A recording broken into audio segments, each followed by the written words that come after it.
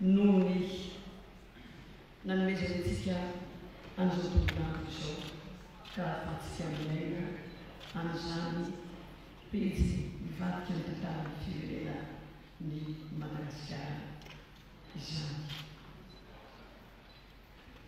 Tsy lava ny tendro fa tena fohy ny fohy. Fa mitodika amin'ilay Ministra Andriamanahary teo aloha.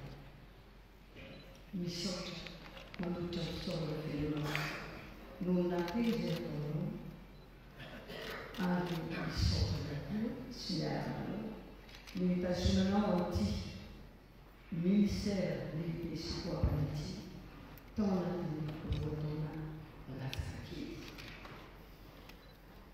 Ity toerana Timothy toerana tokoa amiko toa lazana hoe mahavahiny ahy vahiny le za ary eo koa nefa ianao Ramatoa ministra ny rahavahiny teo aloha izay mampahatsiahy ahy ny tsy mahavahiny ahy ity toerana ity satria mahatsiarika ny fahatanjaranao zao dia toizany koa ny nateraky ny kiko izay anisan'ny diplomate tantiny toerana fa indrisy ho anefa fa samy manana tsy mamely miandro isika iainantsika toerana fa ny azy dia fotifoty miandro. Andrefiatana ny tanàna Yezu Andrefiatana eto aho dia manolotra fisaorana feny antso ny filomany fanalena ny Republikany Madagasikara dia ny colonel Michael Randrianirina sy ireo haut conseiller izay miaraka aminy noho ny fanomezana tokana izay izay ary indrindra andrianao praministra Hery Salama Rajaonarivelo amin'izao iraka vaovao izay nomena izao. Mahafantatry moatsika tao anatin'ny taona miainana ny fahaleovan-tena ny Madagasikara dia mikasika hatrany ilana ao amin'izany fandrosoana izany.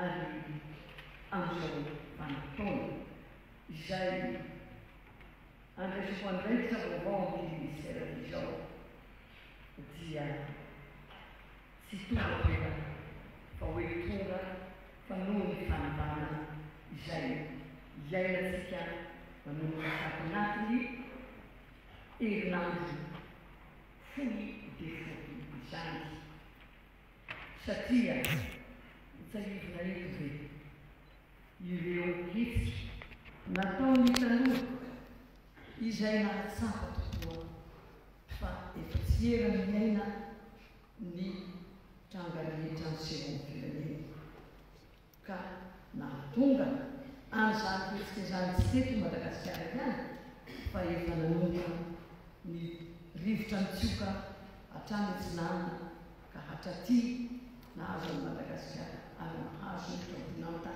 rehetra Azia sy Afrika.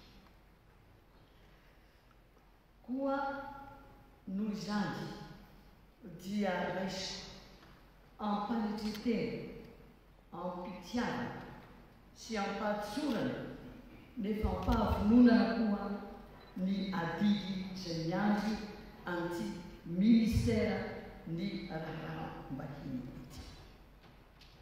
Ny sahana ny politika sy ny eto anatin'ny any fa indrindra ny politika fifandraisana any ivelany.